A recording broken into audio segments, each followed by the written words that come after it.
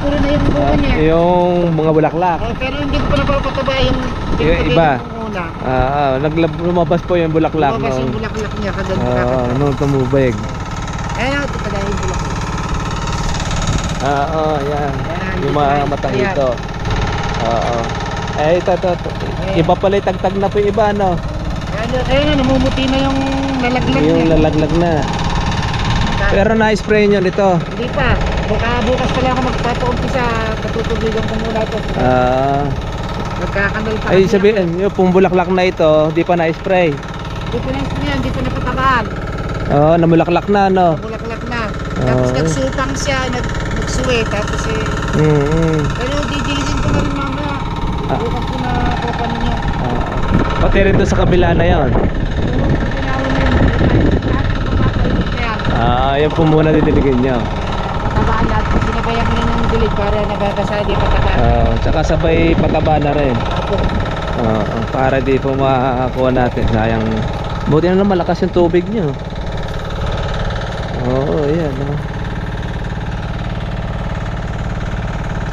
Yan, ganda na po yung kalamansi. Lalaki na. Lalaki na. Berde. Dalawang tao, tataas pa. Berde na. Tsaka kuha na siya. Maglalabas na po ngayon ng mga bulaklak yan. Ito po matatanda na yan. Maglalabas na po ng bulaklak ngayon yan. Nung makakuha ng tubig. Magulang na ngayon dahon. Tapos po lalagyan pa natin ng abono natin. Ayan, magtutulong-tulong na po ngayon yan. Doon po pala sa may baba po na yon, ang gawin ninyo, yung pinakaagusan ng tubig, dito nyo po paraanin sa kalamansi. Gitnaan po ninyo. Inikutang ko lang ganyan. Opo, para po mabasa siya lalo. Para kabila. Kahapon lang nangyari yun. Yung kahapon lang nangyari. Doon po sa kabila. Opo, pwede nyo pong ikutan. Puro paikot na ganyan din nagkakot. Para busog na busog. Ito.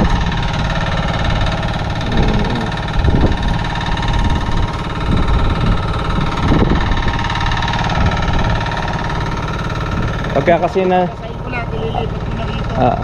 kasi po ang linya ng tubig nandito po sa gitna po ng kalamansi, para ikikiwan nyo lang ganon, basa siya lahat.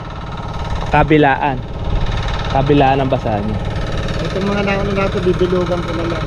Bilugan na lang po ninyo para doon tumulo yung tubig. Dito. Parang nabababag ganito. Ganito. Ginawa ko dito. Maganda yan, ganyan. Para at least po nandito lahat yung tubig niya. Maagusan siya kahit di narito sa pagitan. Okay lang yan dahil wala naman tanim. Sa tubig. Para matipid. Maganda po yan. Tsaga lang at malaki na po ang kalamansi. Yung mga tanim natin, hataw na rin. Ito magaganda. Andun yung sulok doon sa gawin doon ang maliliit. Kung kasi yun, nasaktan po sa tubig ulan noon. Nababad. Pero ngayon, babawi ngayon yan.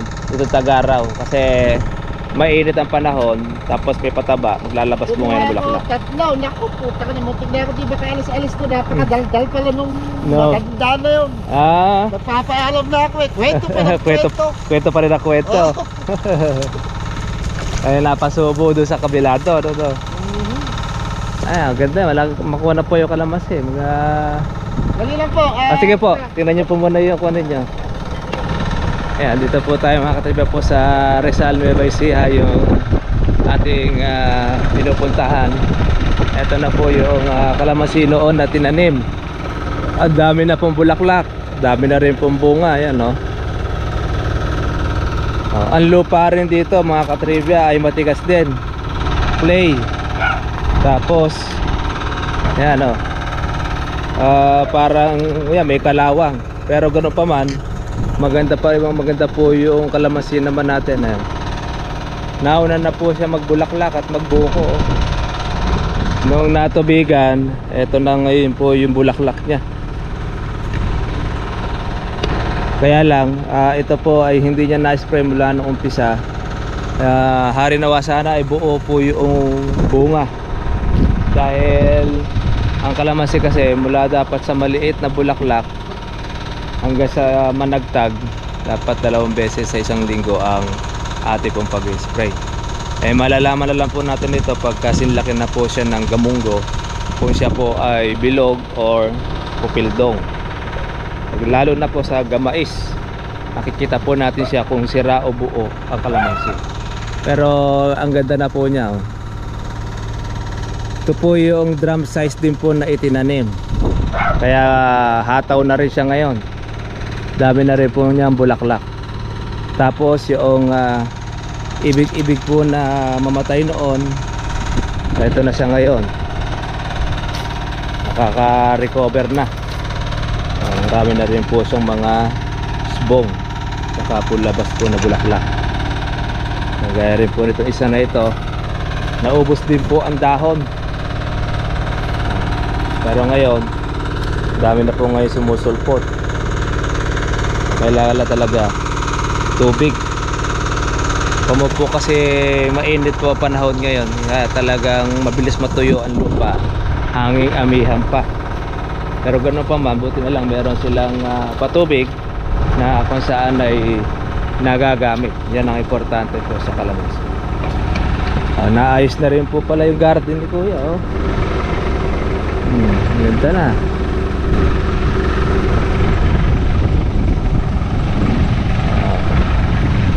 Kaya kailangan lang siyempre didiligan lang dahil malakas matuyo ang lupa. Dalawa na yata sila ritong nagtutulong sa katulong po ni Kuya. Isang nagtutubig, saka isa naman pong nag-herbicide. Ewan ko lang kung sa kabila siguro. Kaya lang ang kanyang pag-herbicide may malakas ang hangin. Buti na lang wala pong kalamansi. Sa dalang naman siya nag-spray para maging maganda lang naman po yung kanyang buwan.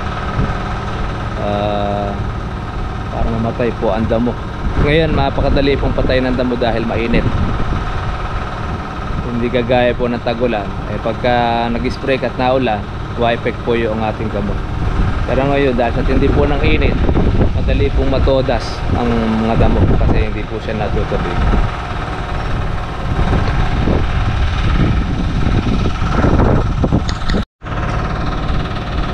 Pataba po ng mga bulaklak, kailangan lang talaga rito suporta po ng ating tubig para maging matibay po ang mga bunga. Pagka nagtag kasi ito, supply lagi ng water dahil mabilis pong matuyo ang tubig. Dapat lagi pong busog siya. Ito, tagtag na po ito.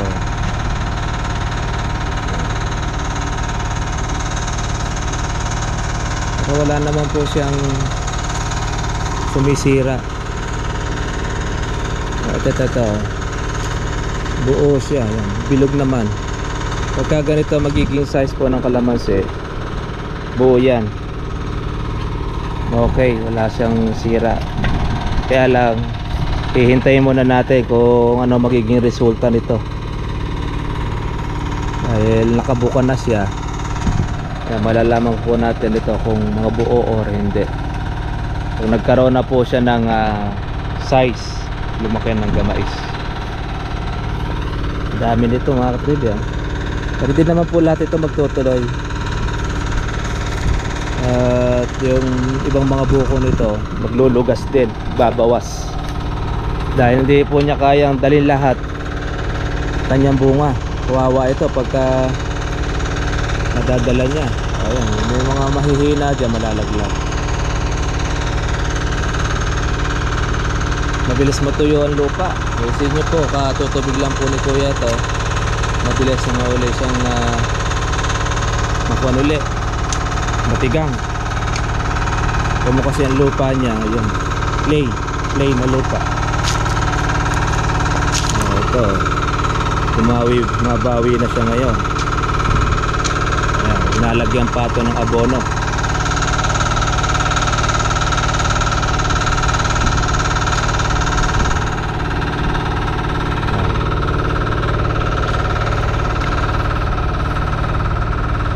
Ito yung panda sa kalamansi.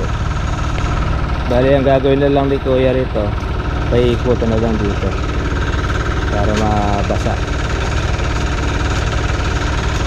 yung ng tubig o kanal para dire-diretso.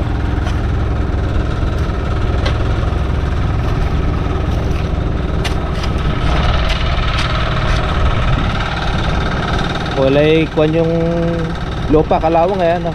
Ilan? Pila, yun talagang kwan dito.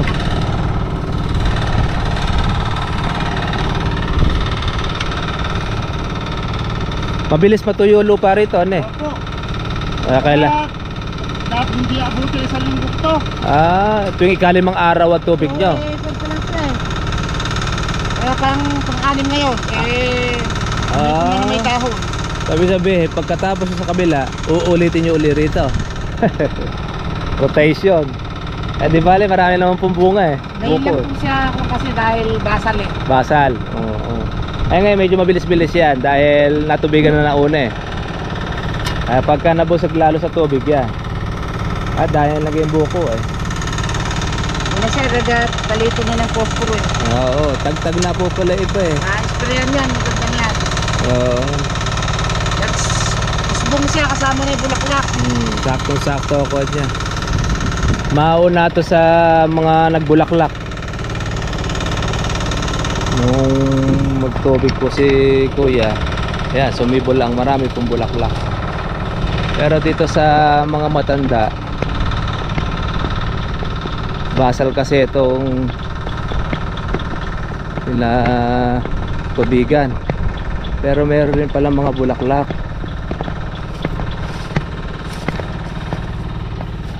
Ayun, meron rin mga matang hito na. Ito kailangan din agapan dito ng spray. Isa tagtag. Ito lumalabas pa lang po yung iba. May abono na po ito ni Sir Marvin. Ayan, meron na rin siyang abono. Ayan, meron na siyang mga matang hito. Magulang na rin siya po yung dahon, kaya nakikita na lang po natin yung bawat dulo na yung bulaklak niya na sumusulpot. Yan. Tubigin niya na ito. Kabila naman po yung susunod. Medyo tumaas na po mga katribya po yung kalamansi niya rito dahil hindi po siya nagbunga po ng nakaraang taon po ng marami. Ganun po kasi ang kalamansi, pagka hindi po nagbubunga po ng marami, tumatayog siya. Pero pagka yan ay may bunga ng marami, yumuyo ko yan, tapos nagsasanga-sanga. Kaya kailangan dito mapagbunga ng marami para yumabong ng husto yung kalamansi o yung sanga.